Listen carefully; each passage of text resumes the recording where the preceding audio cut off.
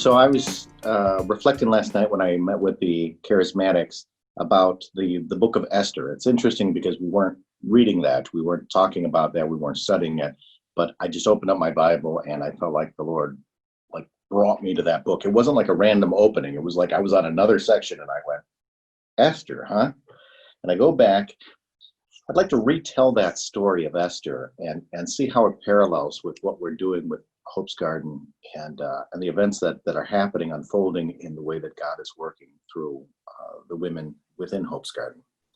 So in the story, there's this woman, Esther, who is beautiful, and she's also an orphan, and her uncle takes care of her. And the king, he gets upset with his queen, and they're not Jewish, this king and queen, and he decides he's gonna get rid of the queen. And he asks his right-hand man to imprison her, and now let's go out and get a new wife. But it's a totally pagan kind of way of thinking. He's got multiple wives. This is just the first wife, and he wants the most beautiful, and that she will only come when he requires her to be in his presence, and other than that, she's just stored away. She's a little bit like furniture. Well, she is chosen out of all the women as the most beautiful, and she marries the king.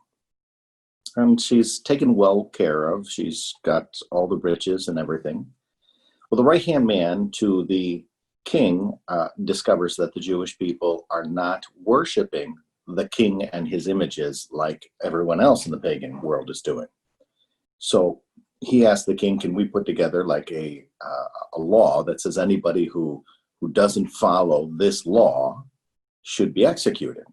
Now, unknowingly, the king agrees to this and signs it, and then the decree goes out.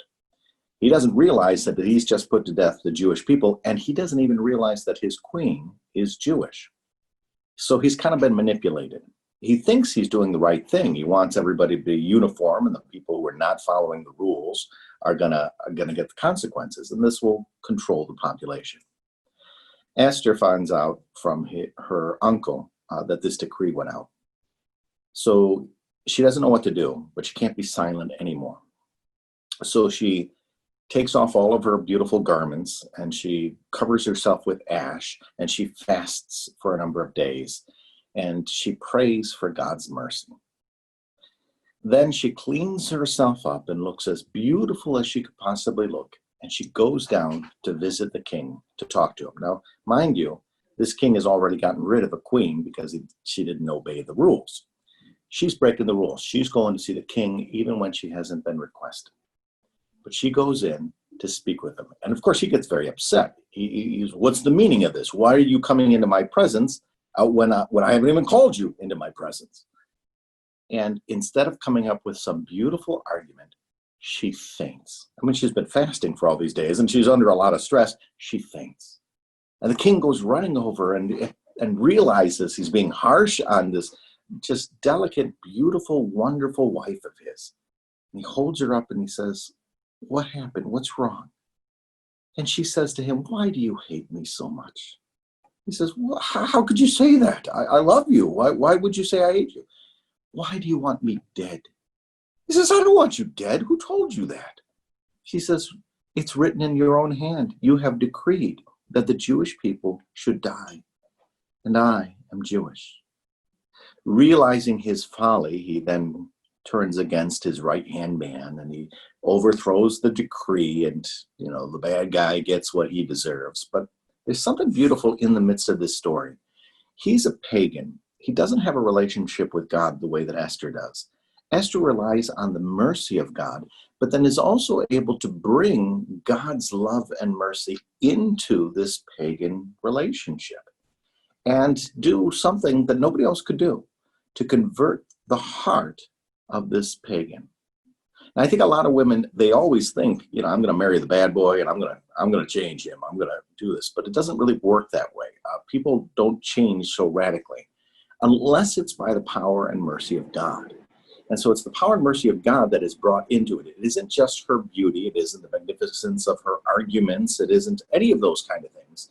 It's this mercy that comes from God. And it's interesting. It's in her weakness when she faints that he has this compassion come out of her.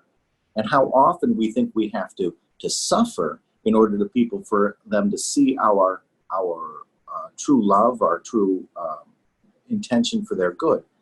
And Esther does something different. It isn't that she came in suffering. She came in all dolled up. She was all beautiful as could be. But God allows her to be weak at that moment. And it wakes up the king. And the king, out of love for his wife, begins to listen. He finally listens to somebody. I mean, remind you, he doesn't even let her come into the room because he doesn't want to listen to her. He doesn't want to listen to anybody. He wants to hear what he wants to hear.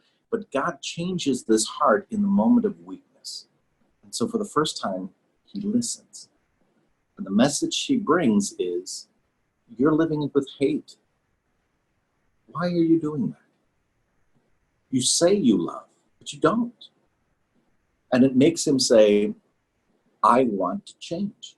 I want to live the way that I proclaim. I want to love as I pretend I love, but no longer pretending, really loving. And it is by this mercy that the world begins to change. His decrees change and his relationships change. Wouldn't it be wonderful if the men in our lives who are really veiled, they don't realize that they've been duped. They live in a society where there's a lot of lies out there. They're ultimately aiming for some sort of using people, ultimately death. And wouldn't it be great if there was some way to convert their hearts? Now, we can come up with the arguments and we can show them their errors, but they tend not to want to hear that. Who wants to hear that they're wrong, that they've been wrong their whole lives? And so it would require somebody to get so close and appear so gentle that their heart would be able to change. And as soon as that conversion happens, which only the power of God could do, what a difference it would make. It would have a ripple effect to every relationship, not only in their lives, but a relationship with each other. And so perhaps this is the plan that God has, that God really is looking for the conversion of many hearts that do not even realize that they're wrong, that they're been manipulated, that they're totally on the wrong. And the way he's going to do that is he's going to send these wonderful, beautiful women into their lives, appearing to be so gentle and weak, but the strength of God is with them. And it'll have a ripple effect over time. So the more I reflect on it, the more I see the hand of God is clearly at work.